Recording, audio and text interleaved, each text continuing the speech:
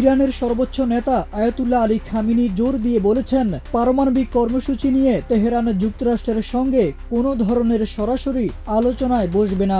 মার্কিন president Donald ট্রাম্পের সাম্প্রতিক মন্তব্যের প্রতিক্রিয়ায় তিনি এই অবস্থান স্পষ্ট করেন। খামেনি বলেন, এই পরিস্থিতিতে মার্কিন সরকারের সঙ্গে আলোচনা কোনোভাবেই আমাদের জন্য উপকারী নয়। এটি আমাদের কোনো ক্ষতির হাত থেকেও রক্ষা করতে পারবে না, বরং দেশকে অপূরণীয় ক্ষতির মুখে ঠেলে দিতে পারে।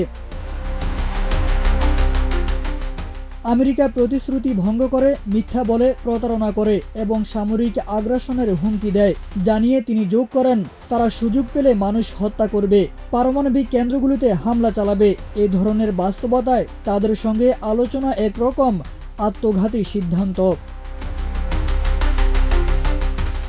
এর আগে জাতিসংঘের সাধারণ পরিষদে বক্তব্য রাখেন ট্রাম্প। তিনি বলেন, ইরান কখনো পারমাণবিক অস্ত্রের অধিকারী হতে পারবে না। পাশাপাশি তেহরানকে তিনি বিশ্বের সন্ত্রাসের 1 নম্বর পৃষ্ঠপোষক হিসেবেও অভিহিত করেন। পশ্চিমা বিশ্ব ইরানকে 2015 সালের পারমাণবিক চুক্তির শর্ত ভঙ্গের অভিযোগ এনেছে। অভিযোগ অনুযায়ী তেহরান অনুমোদিত সীমার চেয়ে 40 গুণ বেশি ইউরেনিয়াম মজুত করেছে। যদিও 2018 সালে ট্রাম্প প্রশাসন একতরফাভাবে চুক্তি থেকে নিজেদের সরিয়ে নেয়। এরপর থেকে চুক্তি অকার্যকর হয়ে পড়ে। এই প্রেক্ষিতে তেহরান শুরু থেকেই এই অভিযোগ অস্বীকার করে আসছে। তাদের দাবি, দেশটির পারমাণবিক কর্মসূচি শান্তিপূর্ণ উদ্দেশ্যে পরিচালিত হচ্ছে, কোনোভাবেই তা অস্ত্র তৈরির উদ্দেশ্য নয়।